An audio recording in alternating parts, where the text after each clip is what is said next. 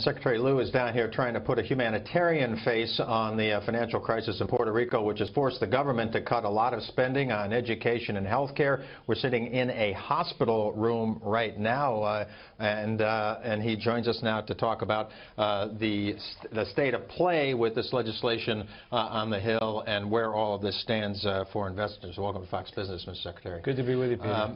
I know you're here to talk about the humanitarian side of it, but at one point you were on Fox Business and you told our Liz Clayman there would not be a bailout for Puerto Rico, but now you and your allies are saying that if this legislation to restructure Puerto Rico's $70 billion in debt does not pass Congress, there could be a bailout. And the governor of Puerto Rico said on C-SPAN yesterday that it could be $20 billion or more. Do you agree? Peter, to be clear, what we're working with Congress on now is not a bailout, it's restructuring. What we have said is that to solve the problems, there's only so many choices. Restructuring with oversight is the right solution. If you don't do that, then you either have chaos or a bailout. But we're not talking about a bailout. Restructuring is the alternative to a bailout.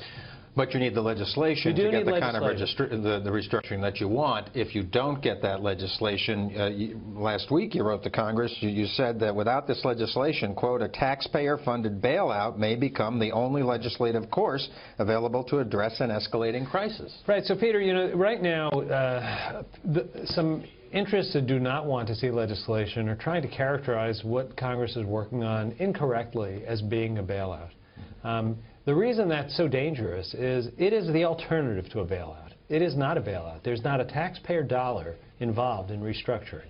Restructuring is what a business goes through when it goes through Chapter 11.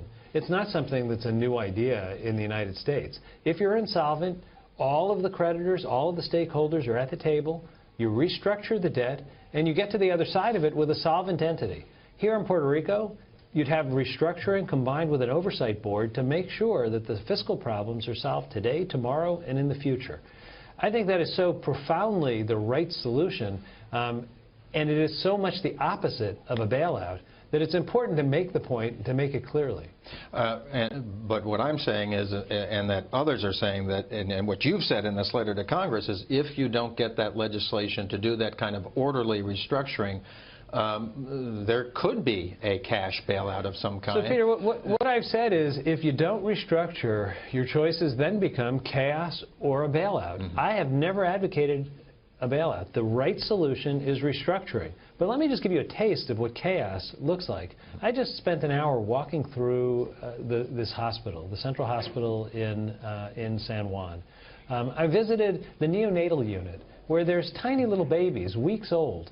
And they tell me that they can't order the vials that they use to give dialysis to these desperately, struggling infants unless they pay cash on delivery. And they can't get the checks cut every day. Every day they have to struggle just to make sure they can treat these little babies.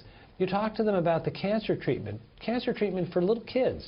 They can't always order the drugs they need because none of the drug companies trust the credit to be paid.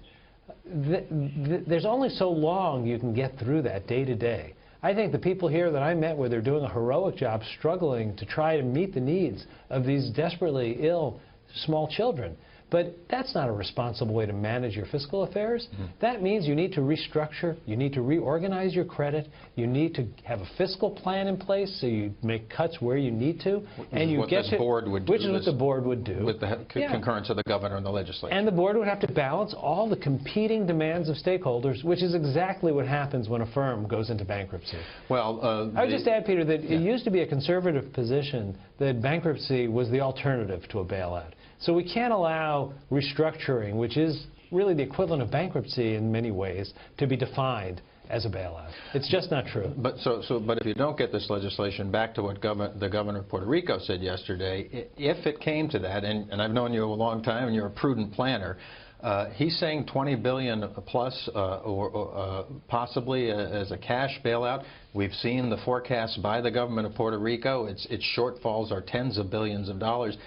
Could you rule that out Peter, at the end of the day? I think that the idea that instead of restructuring the debt and having the bondholders be part of a solution, that somehow the better alternative would be to ask for the taxpayer to come and pay the bondholders. I don't see that happening. I think this restructuring legislation has to pass. I believe we're making progress. I think we've made very good progress. We're not quite there yet. There's more work to be done. One of the things I'm here today to do is to understand and then to be able to go back and communicate clearly what the sense of urgency is. Puerto Rico missed a big bond payment on May 1, about $400 million. On July 1, they have $2 billion of bond payments due. And a big chunk of those bond payments are what are called constitutionally protected bonds, which means that they would have to pay those bonds before they pay anything else, including the money for the medicines for the children I described. Now, there is urgency because the kind of chaos that comes from missing the July payments will take this to a new level of crisis. We're at a level of crisis, but that crisis will keep escalating until Congress acts, and the time to act is now.